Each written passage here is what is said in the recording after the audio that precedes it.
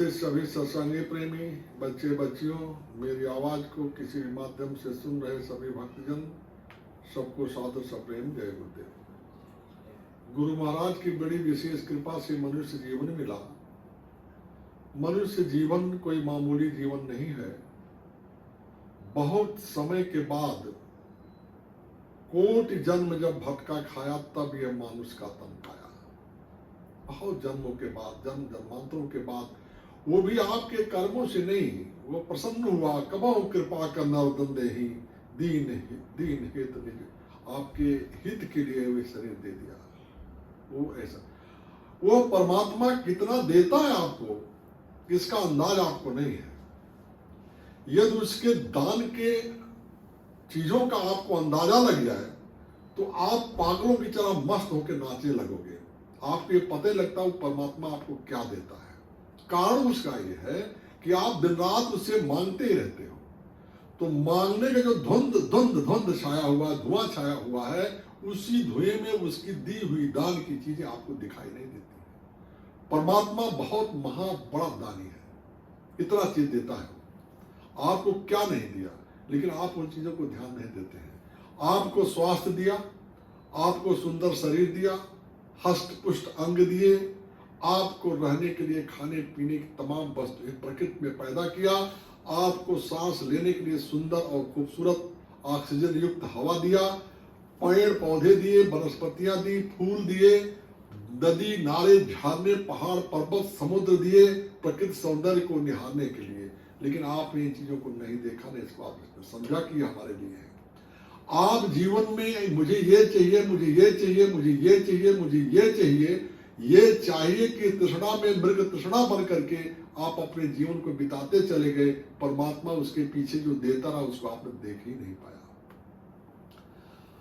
कभी भी इस बात को समझना चाहिए कि परमात्मा जितनी इतनी महत्वपूर्ण मनुष्य शरीर दिया है, जो इतना परम स्वतंत्र है कि इसके लिए किसी को किसी सहारे की जरूरत नहीं है।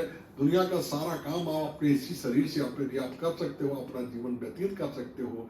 आपने कभी विचार ही नहीं किया कि आखिर इतना महत्वपूर्ण शरीर, इतनी खूबसूरत शरीर और इतनी संपन्न शरीर और इतनी संपन्न निधियों से धरती हमको दिया गया, इसके पीछे राज क्या है और क्यों ऐसी शरीर दी गई। बाकी जीवात्माएं जो भटक रही हैं, कुत्ता बिल्ली की योनि में, कीड़े मकोड़े की योनि में, मच्छर मसा की योनि में, तमाम जहरीले कीड़े मकोड़ों की योनि में, यानी दिन भर में कुछ कीड़े कई बार पैदा होते, कई बार मर रहे हैं, तो कष्ट उनको भी उतने होता है। कहा जन्मत मरत दुषा दुख हुई, उनको भी जन्म मरण की उतनी ही पीड़ा होती है। ये उनके कर्म कष्ट है। लेकिन आपने कभी नहीं सोचा कि मनुष्य जन्म हमें क्यों मिला है। यदि आप ये सोचते तो इस प्रश्न का उत्तर ढूंढने के पीछे पड़ते, और इस उत्तर को ढूंढने के लिए जब आप तड़पते, भटकते, खोजते, तो कोई न कोई इसका उत्तर बताने वाला निश्चित रूप से आपको मिल जाता है। क्योंकि ये धरती, ये मृतलोक है जहां पे आप हैं। यहाँ पे हर चीज का जवाब आपके सामने उपस्थित रखा गया है, चाहे वो संकेत के रूप में और चाहे वो व्यक्तिगत वार्तालाप और भाषण के रूप में। कहीं न कहीं कोई न कोई बहाना बना करके परमात्मा स्वयं ही हर रूपों में आपको मिलता है। परमात्मा वही फूल में भी है, वही फल में भी है, वही अन्न में भी है, वही आप में भी है। भगवान कृष्ण ने कहा कि खाने वाला भी मैं हूं, खिलाने वाला भी मैं हूं, भोगने वाला भी मैं हूं, भोगाने वाला मैं हूं। फूलों की सुगंध मैं हूं और सुगंध को लेने वाला भी मैं हूं। जल मैं हूं, जल की शीतलता भी मैं हूं। गर्मी मैं हूं, सूरज की गर्मी मैं हूं, वो सूरज भी मैं हूं। तो कहने का मतलब कि वो तो उन्होंने कहा, एक प्रतीक उदाहरण मैंने आप दिया, ये भी उदाहरण मेरी बात को सटीक जवाब और उत्तर नहीं हो सकता। मतलब ये परमात्मा सब कुछ सब जगह समाया हुआ, कण कण में विद्यमान है। महापुरुषों ने कहा है कि जड़ चेतन जग जीव में सकल राम में जानी, और बंधन सबके पद कमल सदा जोर जोर पानी। कि सब कुछ जड़ चेतन में भी, मतलब जो जड़ है, जड़ का मतलब जो पड़ा हुआ है, लोहा लक्कड़ जो आपको दिखाई देता है, डंडा खड़ा हुआ है, ये टेबल कुर्सी सोफा बैठे बने पड़े हुए हैं, इस सब में परमात्मा विराजमान है। उसका स्वरूप भिन्न भिन्न है, वो विभिन्न रूपों में आपके सामने उपस्थित होता है। और तमाम प्राकृतिक घटनाएं घटती हैं, यदि आप अपने बुद्धि और विवेक को खुला रखो, परमात्मा को समझो, तो आपको वो चीजें समझ में आती। कभी कभी किसी के सामने वो चीज प्रकट हो जाती है। जैसे वो वैज्ञानिक था यानी न्यूटन, तो न्यूटन उसी बगीचे में सोया हुआ था, सेब के बगीचे में आराम करता। बहुत लोग उससे पहले सोए हो गए सेब के बगीचे में, लेकिन न्यूटन के अलावा किसी को नहीं समझ में आया या किसी के दिमाग में ये बात नहीं उठी कि ये आप एप्पल जो सेब का फल है, ये वृक्ष से टूटने के बाद नीचे ही क्यों आता, ऊपर क्यों नहीं चला गया? भाई टूटा था, ऊपर भी जा सकता था, मगर नीचे क्यों आया? क्यों का प्रश्न खड़ा हुआ तो उसके पीछे दौड़ पड़ा, लग गया और उसको रिसर्च किया, सोचा समझा, ज्ञान लिया, गुरुजनों से मिला और इसके बाद आखिर में उसने बताया कि यह पृथ्वी के गुरुत्वाकर्षण का एक कारण है। ये जानकारी दिया, क्योंकि उससे पहले बहुत लोग बगीचे में सोए होंगे, तमाम एप्पल गिरा होगा, तमाम एप्पल टूटा होगा, तमाम एप्पल खाए होंगे, किसी सवाल नहीं आया। तो हमारे यहाँ के वैज्ञानिक doctor Chandrashekhar Venkata Raman, doctor CV Raman, जिनको नोबेल प्राइज मिला आगे चल करके, वो इसी समुद्र की जहाज से यात्रा कर रहे थे। उस यात्रा करते समय उन्होंने देखा, उनके दिमाग, सभी बहुत लोग गए होंगे समुद्र में, बहुत लोग रोज, जब से ये धरती पृथ्वी समुद्र बना हुआ, तमाम नाविक आते जाते रहे, तमाम लोग घूमते रहे, इस देश से उस देश चले गए। कोलंबस और आर्को डिगामा, तमाम लोगों ने, भूगर्भ शास्त्रियों ने, वैज्ञानिकों ने, विद्वानों ने तमाम देशों को ढूंढा, एक एक देश ढूंढ ढूंढ करके बताया कि ये देश यहाँ नाव से यात्रा किया, लेकिन उनके दिमाग में ये बात नहीं आई कि ये समुद्र का जल नीला क्यों है, ये पानी नीला क्यों है। ये दिमाग उनके दिमाग में आया चंद्रशेखर वेंकट रमन के, और उन्होंने उसमें रिसर्च करके बताया कि ये पानी नीला क्यों है। और वो नीला क्यों है, वो जो बताया, प्रकाश के किरणों के परावर्तन के कारण ऐसा कुछ है। उन्होंने वैज्ञानिक दृष्टिकोण से बताया। मैं कोई विज्ञान पढ़ाने के लिए नहीं आ बैठा हूँ, एक उदाहरण बता रहा हूँ कि हम सब इन बातों को समझते नहीं हैं, और उसमें उनको नोबेल प्राइज मिला। तो मेरा कहने का मतलब, हम इस बात को सोचते ही नहीं कभी कि ये मनुष्य जीवन हमें क्यों ऐसा मिला, इतना आनंददायक और स्वतंत्र जीवन कि हम परम स्वतंत्र हैं। जब इच्छा हो हम रोटी खा लें, जब इच्छा हो हम पानी पी लें, जब इच्छा हो हम सो जाएं, जब इच्छा हो गर्मी में जाएं, जब इच्छा हो ठंडे में जाएं, जहां इच्छा हो वहां चले जाएं, जहां इच्छा हो वहां बैठ जाएं। क्या पशु पक्षियों की स्वतंत्रता है? बहुत सारे पशु पक्षी ऐसे हैं जो हमेशा जंगलों में रह करके दिन रात वो खड़े रहते हैं, सोने को उनको अवसर नहीं मिलता, क्योंकि उनको डर लगा रहता है कि कोई जंगली जानवर आके हमारे पर आक्रमण ना कर दे। जो पालतू हो गए उनकी बात आप छोड़ दीजिए, लेकिन जो जंगलों में है वो हमेशा किसी की डर, किसी भय पे पड़े रहते हैं। आप स्वतंत्र रूप से अपना घर बना करके, चारों तरफ से लाग करके, सुरक्षा लगा करके आप आराम से 4 घंटे 8 घंटे नींद ले लेते हैं, सो जाते हैं। तो ये चीजें आपको मिली, क्यों मिली? क्यों आखिर परमात्मा ने आपको इतनी बड़ी नियामत दी? इस पर कभी नहीं सोचा? वो देने वाला है कौन? उसको क्या कभी आपने धन्यवाद दिया? कभी नहीं। महापुरुष से कहते हैं कि मनुष्य जन्म मिला इसीलिए है कि ये साधन धाम मोक्ष का द्वारा पाए मुझे परलोक संवारा। ये मनुष्य जीवन जो आपको मिला हुआ है, सिर्फ ये जानने के लिए कि मनुष्य जीवन क्यों मिला और आप आए कहां से और इसमें निकल के आप जाओगे कहां पे, ये चीज को करने के लिए, यानी परमात्मा का भजन करने के लिए मिला। और भजन कैसे होगा? वो परमात्मा की भजन करने का तौर तरीका जानने वाले किसी महापुरुष के पास आपको जाना होगा। महापुरुषों ने बताया कि ये सारा आगमन आपका, आप इस धरती पे कैसे आए और धरती से कैसे जाएंगे, आने और जाने का दोनों का रास्ता हमारे गुरु महाराज ने बताया एक ही है। शब्द से ही आप नीचे आए हैं और उसी शब्द से आप ऊपर जाएंगे। जाने का कोई दूसरा रास्ता नहीं। कि वो जो शब्द पकड़ करके आप आए, जिस शब्द से आपको उतारा गया, आप वो शब्द यहाँ माया के जाल में फंस कर, माया क्या है? संसार की चीजों में, कि हमको ये चाहिए, बेटा चाहिए, हमको ये बेटी चाहिए, हमको धन चाहिए, हमको दौलत चाहिए, हमको गाड़ी चाहिए, हमको घोड़ा चाहिए, हमको घर चाहिए, बंगला चाहिए, छोटा घर तो बड़ा चाहिए, बड़ा घर तो बंगला चाहिए, एक बंगला तो 4 बंगला चाहिए। पूरे देश के बड़े शहरों में हमारे बंगले, टाटा बिरला और धीरू भाई अंबानी, मुकेश अंबानी, रिलायंस ग्रुप जैसा हर शहर में हमारा अपना मकान हो। रहना एक दिन के लिए नहीं है। मकान बने पड़े हैं, सफाई करने के नौकर लगे हुए हैं, वो रहने के लिए पहुंच नहीं पाते, सालों साल नहीं पहुंच पाते, लेकिन इंतजाम सब होना चाहिए। हर व्यक्ति उसी दौड़ में लगा हुआ है कि हमारे हर शहर में हमारे मकान हो जाए और हर जगह हमको रहने की जिंदगी कितनी गिनी गिनाई उम्र, निर्धारित समय सीमा आपकी 100 साल से ज्यादा नहीं है। ये कलयुग में 100 साल की उम्र भी पूरा करना बड़ा मुश्किल है। कोई कब जाता कोई ठिकाना किसी के पास नहीं है। दूसरे युगों में सतयुग में, त्रेता में, द्वापर में अगर किसी की अकाल मृत्यु हो जाती थी तो राजा से उसका सवाल पूछ लिया जाता था कि भाई इसकी अकाल मृत्यु क्यों हो गई है। इसका मतलब कि राजा के अंदर कोई कमी आ गई, राजा उसका जवाबदेह होता था और उस चीज को बंदोबस्त करता था, उसकी व्यवस्था करता था। आज तो कलयुग में कोई पूछने वाला नहीं है। कीड़े मकोड़े जैसे इंसान कब जाएगा कोई ठिकाना नहीं है, शाम को किसी देखो सुबह पता नहीं है उसका। ऐसे अस्थिर समय में, ऐसे अनिश्चित जीवन के लिए इतना इंतजाम करने की क्या जरूरत है। लेकिन नहीं, ये मन का खेल ऐसा है कि मन कहता नहीं मेरे को ये चाहिए, मेरे को ये चाहिए, मेरे को ये चाहिए। मुख्य धारा से उसको मोड़ने के लिए कि आपका जो काम था भजन करना वो आप ना कर सके। तो महापुरुषों ने कहा कि जिस शब्द से आप आए हैं उसी शब्द से आपको जाना है। किस शब्द से आए हैं, कहाँ से शब्द आए, कहाँ का देश आपका है। तो हमारे गुरु महाराज ने कहा कि हम आए वही देश से जहां तुम्हारो धाम और तुमको घर पहुंचाना एक हमारो काम। हम तो तुम्हारे उसी गांव से आए हैं, उसी देश से आए हैं जहां तुम्हारा असली घर है। गुरु महाराज ने कहा बच्चा ये तुम्हारा घर नहीं है, ये संसार तुम्हारा घर नहीं है, दुखों का सागर है ये तुम्हारा है। तुम्हारा सागर लहलाता आनंद का सागर, वो आनंद का सुख, वो अमर लोक सतलोक है जहां से तुम आए। तुम्हारा पिता वहां तुम्हारी तैयारी कर रहा है, मैं वहां से संदेश लेकर के आए। तो आप उसका स्वागत करने के बजाय उन महात्माओं के लोग विरोध में पड़ गए।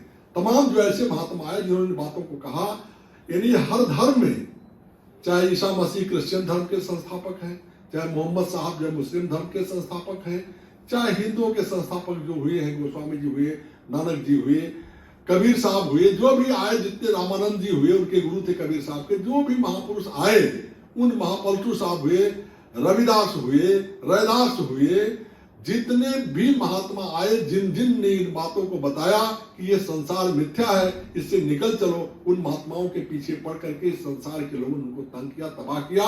उनकी बातों को सुनने के बजाय, उससे ज्ञान लेकर के लाभ उठाने के बजाय, उसके लिए उन्होंने उन्हें तबाह किया। हमारे गुरु महाराज को भी इनकी बातों को सुना नहीं, कोई बात बहुत समझाते रहे लेकिन कोई सुनने को तैयार नहीं। इनको भी इनकी बातों को लेकर के इमरजेंसी में इनको जेल के अंदर बंद कर दिया गया। 27 महीने जेल में बंद रहे। महात्मा क्या गलती करेगा, कौन सी चोर डकैती वो कर रहे हैं, कौन सी दुनिया में कत्ल वो क्या काम कर, कुछ नहीं।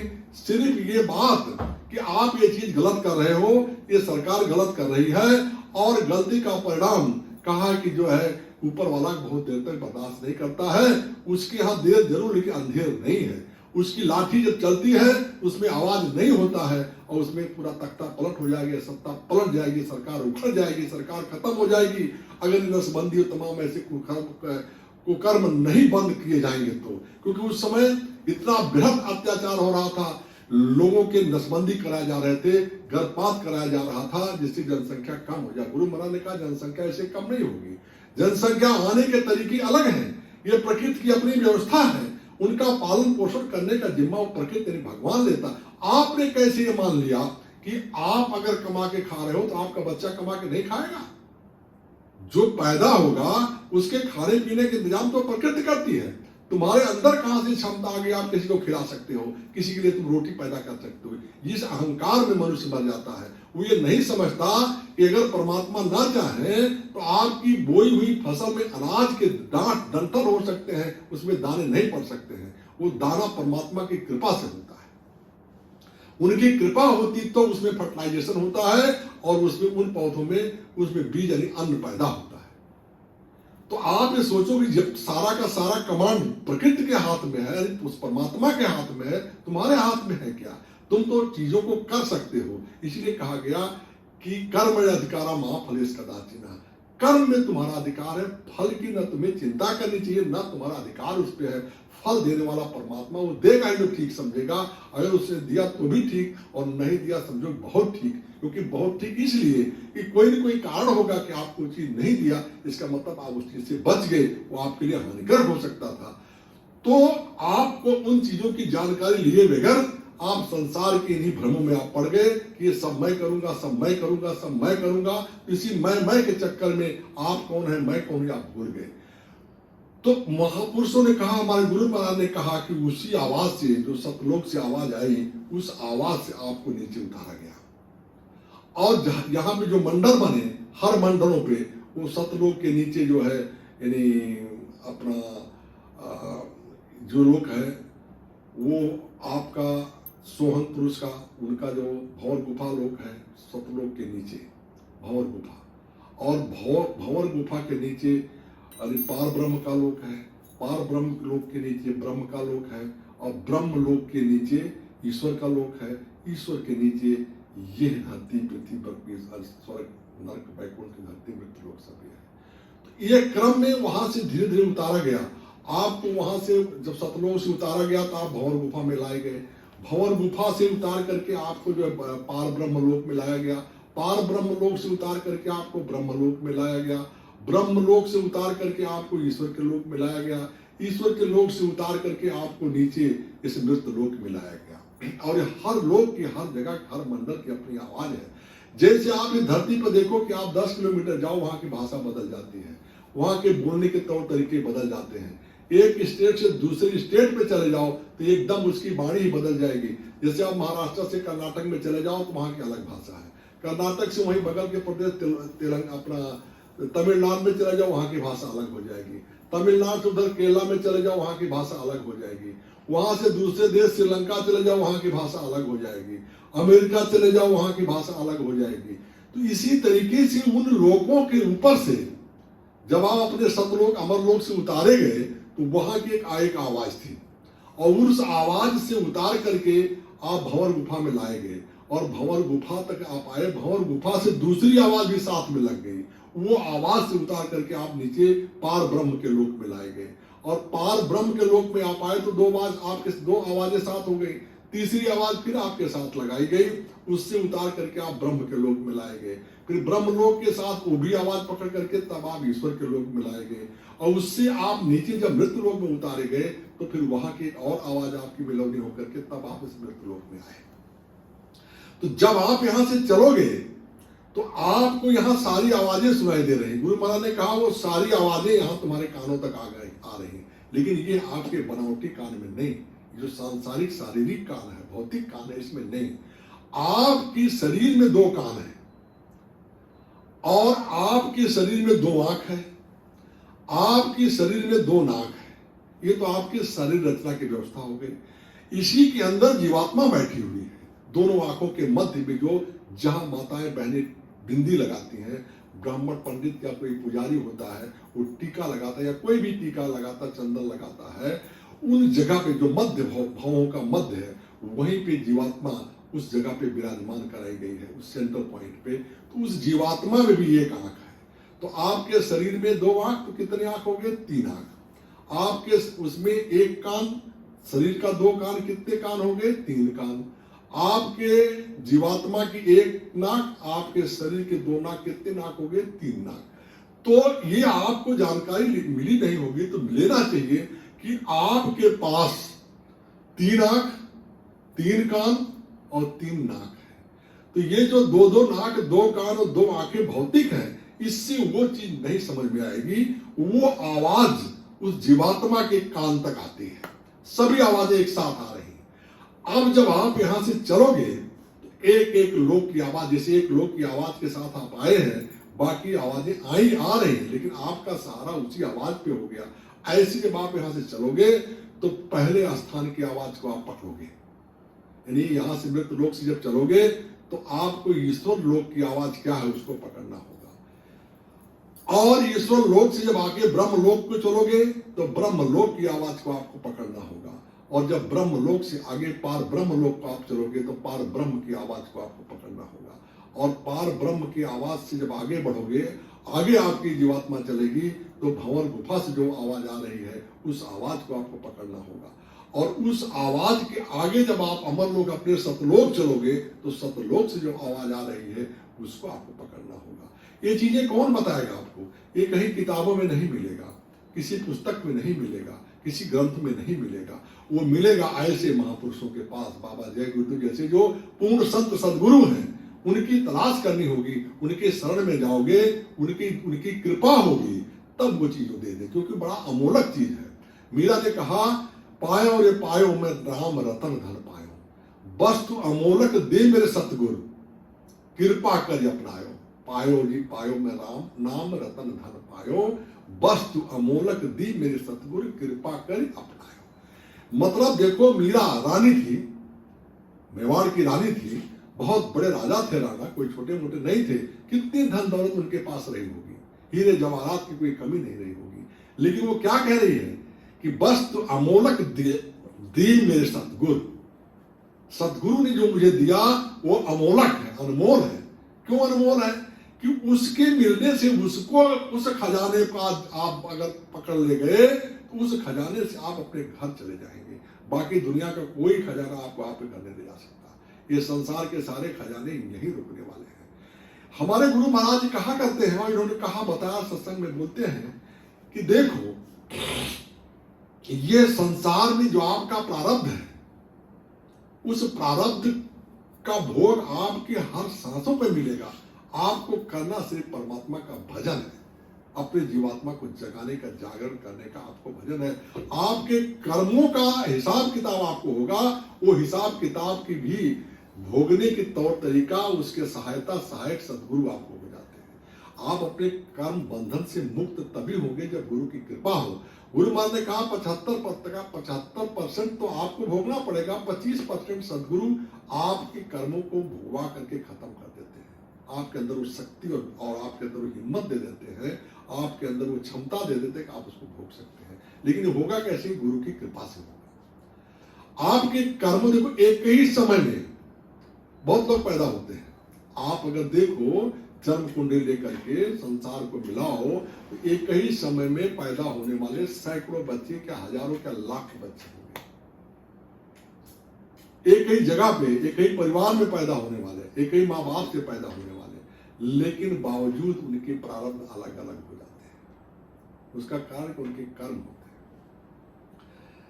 4 भाइयों का एक परिवार था, वो भी सब राज परिवार में थे, कोई छोटी मोटी जगह पे नहीं पैदा हुए थे, राज परिवार में पैदा हुए थे। और चारों भाई शिकार करने के लिए जंगल में चले गए। अब जंगल में गए तो जंगल होता है, ऐसे राजा जाते अपना इंतजाम करके जाते, लेकिन भटकाव हो गया, चारों भटक गए, सेना फौज पकड़ छूट गई उनकी। रथ घोड़ा हाथी उस समय ताज जैसे कोई कार लेकर नहीं जाते थे, उस समय लोग शिकार के जाते थे तो कोई शिकार का पीछा किए तो चारों दौड़े और उसमें चले गए, अंदर चले गए घने जंगल में, रात अंधेरा हो गया, अपना भटक गए। तो आज जैसा कोई टेलीफोन नहीं, भाई कहाँ हो, जल्दी से खोज लो। आज के परिवार के लोग, उनको सेना सिपाही खोज रही है, लेकिन उस खोजने में उनको 2-4 दिन बीत गए। उनको कुछ खाने पीने के नहीं, कुछ पाए नहीं। राज परिवार के राजकुमार जहाँ घंटा आध घंटे पे उनके चेहरे की सूखा देखते, तुम्हारा ओट सूख रहा है, पानी पी लो, खाना खा लो, उनको कुछ मिल ही नहीं रहा है जंगल में, न फल न फूल न कुछ नहीं मिला। संजोग ऐसा उनको कहीं कुछ दिख गई, कहीं एक पोटली पड़ी होती, कोई जा रहा होगा, आटे की कोई गट्ठी और 1 किलो 1 किलो का मिल गया, समझ लो आधा किलो का जो मिल गया होगा। तो उन्होंने देखा चलो ये आटा है, तो उसको उन्होंने अपना थोड़ा पानी का इंतजाम किया। और आग उस समय लोग पैदा करते थे, अपना रगड़ करके, घर्षण से आग नहीं पैदा किया, लकड़ी रगड़ करके, सूखी लकड़ी लिए होंगे, पैदा किए, अग्नि पैदा किए, जलाए और लिट्टी तैयार किए। 4 लिट्टी बन गई, एक लिट्टी चारों ने आपस में बांट लिया, भाई चलो क्यों है, खाया जाए इसको। जैसी तैयार करके खाने के लिए बैठे, खाने के लिए तैयार करके बैठते, ऐसे एक फकीर टाइम, माया का चक्र देखो यही होता है। परमात्मा कब किस रूप में आ जाएगा कुछ पता नहीं है। इसलिए हमारे गुरु महाराज कहते दरवाजे में कोई आ जाए उसको कुछ भला बुरा नहीं कहो, जो तुम्हारी क्षमता उसको दे दो। गुरु महाराज ने कहा कि माताएं आप लोग जब भोजन बनाती हैं तो भोजन बनाते समय आप एक बर्तन रखो, एक हंडी रखो, गांव में जैसे हंडी रखो, शहर में डिब्बा रखो, उसमें 1 तोला 2 तोला आटा निकाल करके रख दो, पड़ा हुआ है। जब कोई दरवाजे पे आ गया, कोई मांगने वाला आ गया, उसको उसी में निकाल, आपको अलग से कुछ देना नहीं है, आपको कम भी नहीं पड़ेगा। भाई आप आटा समझिए 1 किलो आटा बनाने जा रहे हैं परिवार के लिहाज से, उसमें से 2 तोला आटा निकाल के आप बाहर रख दोगे और आप रोटियां बनाओगे तो कम नहीं पड़ेगा, उसमें वो बरकत हो जाएगी। पहले के जमाने में लोग भोजन बनाते थे तो 1 रोटी पहले निकाल करके वो दे देते थे, अपना जो है गाय के लिए निकाल देते थे, और रोटी अपनी बना देते थे, जो आखिरी बचता था उसको बना के कुत्ते को दे देते। 2 रोटी निकल जाती था, 1 तोला 2 तोला वो निकाल दे, चुटकी निकाल देते थे। इसके बाद भी उसी 1 किलो आटे में जो आपने इंतजाम रखा है बनाने का, उसी में आपके परिवार का पालन पोषण हो जाता था, सबका पेट भर जाता था, थोड़ा बहुत बच भी जाता था, उसमें कोई चिड़िया चुगन को फेंकने के लिए जो है, तो उससे कोई दिक्कत नहीं आती। और उसको रखो, जब कोई दरवाजे पर आ जाए उसको दे दो, तो उससे आपको क्या होगा, बरकत मिलेगी। ये कितनी बड़ी चीज बताया। लेकिन कोई करता है, कोई किसी फुर्सत नहीं है। रोटी बनाए कि तावा में से निकला नहीं कि बच्चे को दे दिए, पति को दे दिए, कोई और आगे उनको दे दिए, मतलब इस बात का किसी को गम ही नहीं है। भोजन बना के भगवान को अर्पण किए ही नहीं, भोजन खा लिए। तो भोजन बनाने से कितना बड़ा पाप लगता है किसी को पता नहीं है। भोजन बनाने वाले को भोजन बनाने का बड़ा अपराध लगता है। वो तो बच इसलिए जाता है, उसके पुण्य पाप की कमी हो जाती है कि जो लोग भोजन कर लेते हैं। इसलिए भोजन बनाओ तो जिसके अंश को विचार करके बनाओ। इतने लोग भोजन खाने वाले हैं, सबको भोजन करा के स्वयं भोजन करने का परंपरा हमारे हिंदुस्तान में रखा गया है। इसीलिए तो एक चीज बरकत वहां पे, तो उन लोगों ने क्या किया, वो आ गए तो जो पहले के पास गए, भाई ये 4 लोग बैठे, किसी भाई हम बहुत भूखे, हमको एक दे दो इसको। तो उन्हें डांट करके कहा कि हम तो, आप बहुत आगे चलो, उधर चलो, जो है हम क्या अंगार खाएंगे। महात्मा जी क्या करें, कुछ नहीं बोले। दूसरे से उन्होंने प्रस्ताव किया तो उसने कहा हमको इतनी भूख लगी, तुम आ गए, बहुत मांगने वाले आ गए, और मैं तुमको देख अपना चमड़ा खाऊंगा, अपना मांस खाऊंगा। उन्होंने भी नहीं दिया। तीसरे से उन्होंने मांगा तो तीसरे ने कहा कि मैं तुमको दे दूं तो क्या मैं भूखे मरूं, चलो आगे चलो। उन्होंने भी नहीं दिया। चौथा राजकुमार जो सबसे छोटा था उसके पास गए, उनसे भी उन्होंने कहा बेटा तुम ही कुछ दे दो। तो उसके अंदर दया आ गई। देखो कभी कभी दया भाव किसी की होती, किसी की प्रकृति की कृपा होती है कि ऐसा कैसे हो जाती है। तो उसने क्या किया, उसमें से कहा महाराज ठीक है आप भी खा लो, थोड़ा सा हम भी खा लो, हम भी भूखे हैं। आधा उसने निकाल के उनको दे दिया, आधा खुद का, आधा वो पिए, पानी पिए, अपना काम बन गया। तो देखो कभी कभी थोड़ा भी अन्न में बड़ी ताकत है। 2 आदमी नाव से उतर रहे थे, नदी उतरने के लिए भूखे थे, तो नाव नहीं थी वहां पे, इंतजारी करे, बोले क्या करें, बहुत शाम होने लगा। तो एक ने कहा भाई अब क्या किया, जब भूख भी लगी है, हम लोग रहेंगे, रात हो जाएगी, नाव वाला साथ नहीं आएगा, चलो एक काम करते, नाव ऐसे चल के पार करें। बोले आप बहुत थक गए, बड़ी कमजोरी है, कैसे चलेंगे, क्या करें। तब तक उनको एक चने का दाना दिखाई दिया। तो उसने कहा देखो एक काम पर, एक चना मिल गया है, आधा तुम खा लो, आधा हम खा लें। उसने कहा तुम ही खाओ, मैं नहीं खाऊंगा। तो बेचारा वो एक चना जो था उसको चबाया और 2 यूरी पानी पिया और साथ में चले। तो साथ देखो एक चना खाने जो ताकत आई, वो एक चना खा करके गया, पैर को पार हो गया, और वो नहीं खाया, उसे डूब गए। तो अन्न को थोड़ा भी, आधा वो खाया, तो अब आधा वो खाया, आधा राजकुमार ने कहा, उसने उनको आशीर्वाद दिया कि आपने जो कर्म किया है इस कर्म का कई गुना फल आपको मिलेगा। ऐसे बहुत परोपकार की चीजें हैं जिनका वर्णन करने लगो तो घर को बीत जाएगा, और उन चीजों को समझ में आएगा कि परोपकार करने से, परहित करने से कितना बड़ा लाभ होता है। कहा कि परहित सरिस धर्म नहीं भाई, और पर पीड़ा सब नहीं हमारी। परहित के समान कोई धर्म नहीं है। तो गुरु महाराज ने कहा कि जो आपके प्रारंभ में होगा वो आपको मिलेगा। तो उन्होंने वो कर्म कर दिया, उन्होंने वो कर्म, मौका सबको था, ये सब लोग कर सकते थे।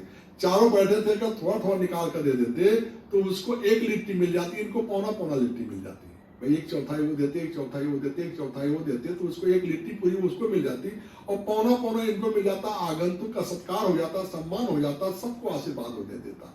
लेकिन उसको उन्होंने आशीर्वाद दे दिया, वो भी खा के संतुष्ट, जो भी था पानी पिया, वो भी पानी पिया, अपना चले गए। जब उनका समय बीता तो वो जन्म हुआ, अगला जन्म जो हुआ तो वो तो राजा के घर में जन्म हो गया। उस जन्म में तो समझो उन्होंने भोगा, राज परिवार में आ गया। लेकिन जब ये मनुष्य शरीर छूटेगा तो कहाँ जाओगे। तो जन्म हुआ तो वो तो राजा हो गया, और ये तीनों वो कर्म उनको झेलना पड़ा।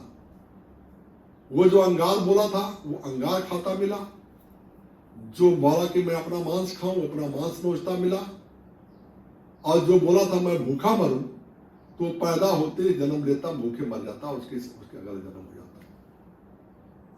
तो ये जो राजा था, जो राजा हुआ अपने जीवन में, तो इसने अपने कोई समय पे आया, मंत्रियों से पूछा कि भाई एक ही समय एक ही नक्षत्र में लोग पैदा होते हैं, तो इसके अलग अलग भाग्य क्यों हो जाते हैं। तो मंत्रियों ने कहा महाराज इसका जवाब हम तो दे नहीं सकते, लेकिन उस पहाड़ी पे जाओ, एक महात्मा जी हैं वो इसका जवाब दे, बड़े तपस्वी हैं। क्या तपस्या करे, वही बच्चे थे वो, इसमें जन्म हुआ था महात्मा के रूप में, फकीर के रूप में, वहां पे आग खाते थे। तो लोग आज कहते ना वो महात्मा जी आग का घेरा बना के पड़े हैं, बरसों से उसमें पड़े हैं, आग उठा के खा लेते हैं। देखो लोग उसका आज यहाँ पे वर्णन करते हैं, उनके गुणगान करते हैं कि बड़े सिद्ध पुरुष हैं, वो आग खा लेते हैं। या आग के घेरे में गर्मी है। आप जाओ कभी किसी किसी मेले ठेले में तो आप देखेंगे कि कोई कोई महात्मा किसी कांटे पे लेटा हुआ है और कोई जो है आग के घेरे में अपने आप को बैठा हुआ, प्रचंड गर्मी है, लू चल रही है और चारों तरफ से आग जला करके उसी बीच में बैठे हुए। ये उनके कर्म है, ये तपस्या नहीं है। कलयुग में ये सब तपस्या है ही नहीं है। कलयुग केवल नाम आधारा, सुमिर सुमिर नरोत्तर नहीं पारा। नाम कौन सा? जो संत सद्गुरु से तुम्हें मिल जाए, जो नाम की बख्शी देव अमोलक धन, जो वस्तु अमोलक दी मेरे सतगुरु कृपा कर अपना, जिसको अपना करके देते उससे काम होगा। तो वो जब राजा ने कहा, जब वो गया उस पहाड़ी पर, तो वो वही मिला अंगार, जिसने कहा अंगार खाऊं मैं, और उसने कहा मैं नहीं बता सकता हूं, तुम और आगे जाओ, दूसरे महात्मा मिलेंगे, मेरे पास समय, क्योंकि मुझे इतनी भूख लगी है कि मैं अंगार लगातार खाता रहता हूँ, हम बहुत ज्यादा समय नहीं दे सकते। तो उधर गए तो वो अपने शरीर का मांस नोच नोच के खा रहा था। कहा देखो मुझे भी बड़ी भूख लगी, मेरे पास बिल्कुल समय नहीं है, तुम चले जाओ फला आदिवासी गांव में एक बच्चा जन्म लेने वाला है, थोड़ी देर में शरीर, क्योंकि वो अंदर से सबको मालूम रहता है, इतनी ज्ञान उनको हो जाता है। और इन्हीं चर्चाओं से लोग उनको सिद्ध पुरुष मान करके उनके ऊपर अपना चढ़ावा चाहते हैं, जाकर के है कुछ नहीं, वो अपने कर्म को भोग रहे हैं। तो वो वहां पे बोले वहां जाओ, वहां बताएगा वो जो अभी जन्म लेने वाला, थोड़ी देर पहले। जब वो गए तो उस परिवार को जिसको बताया था, वहां पर गए तो वहां पूछा राजा ने उसको, राजा को बताया उन्होंने कि हाँ वो आया, तो जब पैसे बच्चा पैदा हुआ तो नार व्यवहार समेत, क्योंकि बोले कि भाई ज्यादा रहेंगे तुरंत ले आना, देर मत करना, नहीं चला जाएगा। तो आया तो राजा को देख के हंसा, तो उसने पूरी बात बताई। देखो ये ऐसी ऐसी बात है, हमारे पास भी समय ज्यादा नहीं है, लेकिन तुम जानने के लिए, तुम मेरे भाई रहे हैं, इतनी बात तुम्हारे जिज्ञासा है, तो उनको बताया कि वो पूरी कहानी जो मैं इससे पहले आपको बता चुका हूँ कि महात्मा जी आए और लिट्टी का बंटवारा आप लोगों ने नहीं किया, हमने आधी दे दी थी। उस आशीर्वाद से तुमने दे दिया था आधी, तो तुम राजा बन गए और हम सब अपने कर्मों को भोग रहे हैं। वो आग खा रहे हैं, वो शरीर नोच के खा रहे हैं, और मैं पैदा हो रहा हूँ, जा रहा हूँ, पैदा हो रहा हूँ, जा रहा हूँ। ऐसे तमाम बच्चे पैदा होते, घंटा आध घंटे, तुम्हें क्या हो गया, क्यों चला गया बच्चा? भगवान ने दिया, भगवान देता कुछ नहीं है।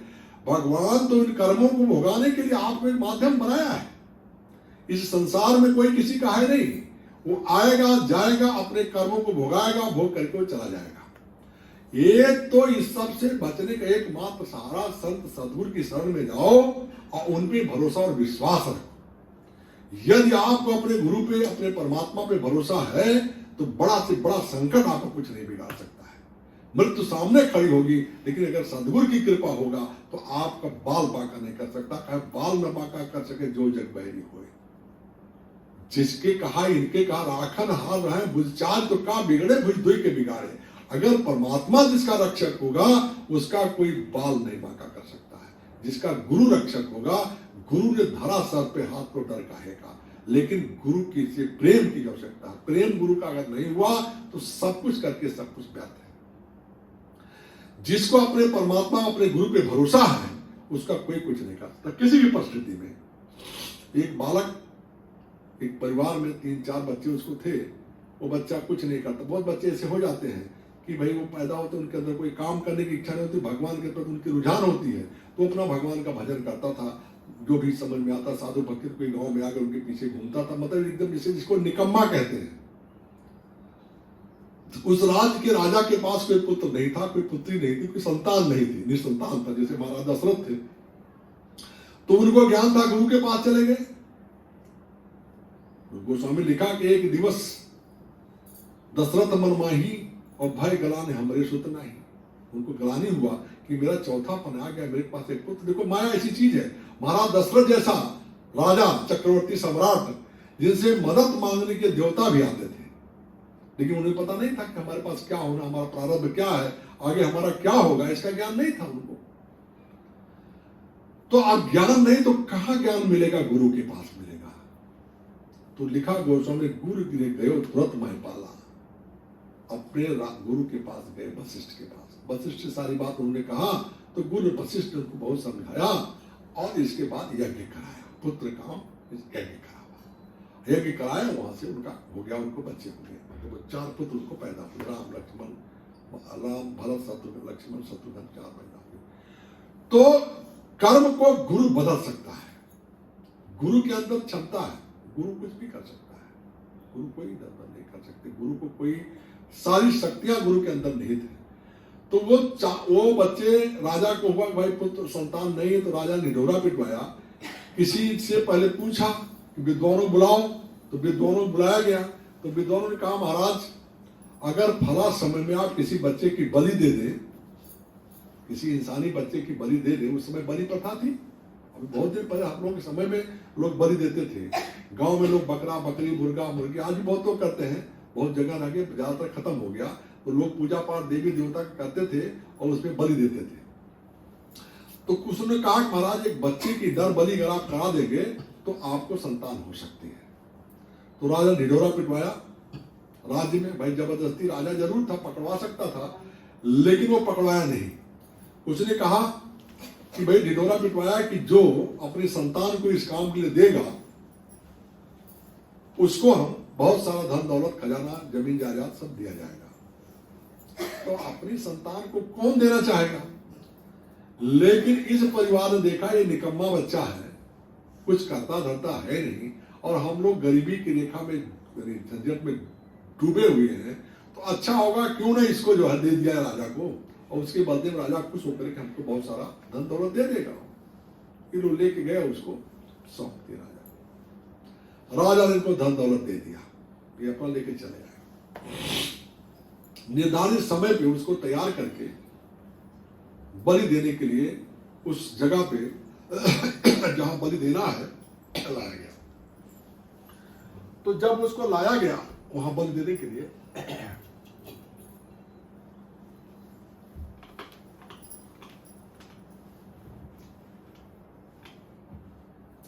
तो ये नियम था, तभी से नियम चला, आज भी नियम है कि जिसकी मृत्यु को जैसे सजा होती है, किसी को फांसी दी जाती है, बल दी जाती है, उससे पूछा जाता है तुम्हारी आखिरी इच्छा क्या है।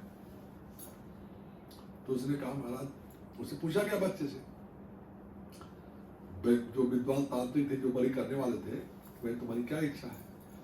तो उसने कहा महाराज मेरी इच्छा ये है कि एक टोकरी बालू मंगा दिया जाए और मैं थोड़ा सा पूजा करूंगा। ठीक है, बालू की टोकरी मंगा दी गई।